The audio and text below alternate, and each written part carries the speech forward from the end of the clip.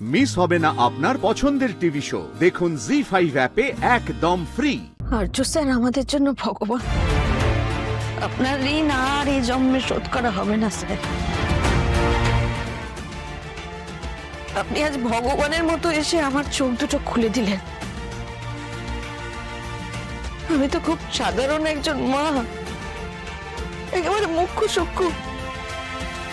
মেয়ের ভালো ভাবতে গিয়ে সব খারাপগুলোকে আমি এড়িয়ে গেছি।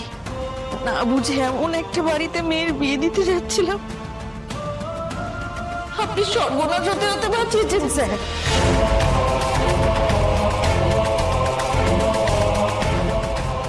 এসব আবার কি কথা?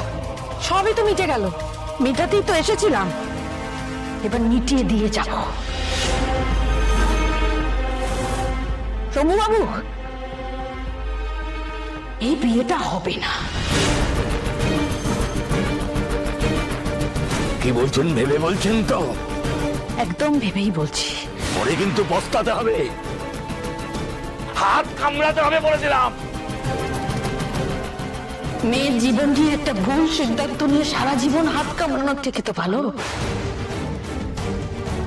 দেরিতে হলেও আমি ঠিকটা বুঝতে পেরেছি। আমার সিদ্ধান্ত একদম ঠিক। আমার অপু যে বাড়িতে যাবে সত্যি সত্যি গৃহলক্ষ্মী হয়ে যাবে। কারো স্বার্থ সিদ্ধির জন্য আমি আমার মেয়ের বিয়ে দেব না। আরে সেবালি, এর মাথা গেছে। ভুল করছেন। ভুল করেছিলাম, এবার সেটা শুধরে নিলাম।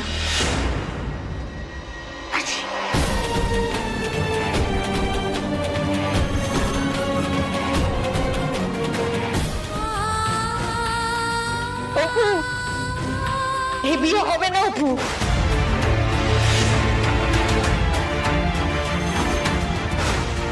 হবে না। আমি আমি আমি নিজে এই বিয়ে ভেঙে দিয়ে এসেছি।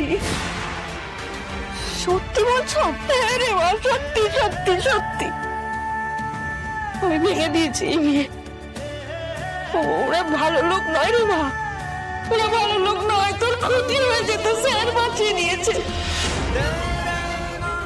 দেখ, আমি যতবার করে বলছিলাম যে দাদা বিয়েটা ভাঙবেন না, তখন আমাকে ঘর থেকে বাইরে বার করে দিচ্ছিল না। তারপর যাই আর্য স্যার গিয়ে বললেন সব নিয়ম কি সব পাল্টে দেবে। আমি বলছি হ্যাঁ বিয়ে করবো। আমি বিয়ে দেবো না আপু, তোর বিয়ে দেবো না ওই বাড়িতে। কিছুতেই না। যাক, দেরিতে হলো, তুমি যে সত্যিটা বুঝেছো এটাই শান্তি। তোমরা অনেক করে বলেছিলে গো, আমি শুনিনি। আমি ভুল করেছিলাম। আমি শুধু অপুর সুখের কথাটা ভেবেছিলাম। ও যাতে একটু ভালো থাকে, বড় লোক শ্বশুর বাড়িতে গেলে আমার একটু যত্ন আনতে পাবে সেইটা ভেবেছিলাম। ওরা যে এরকম স্বার্থপর ধান দেওয়া যাবে। আমার ক্ষমা করে দিয়েছে অপু।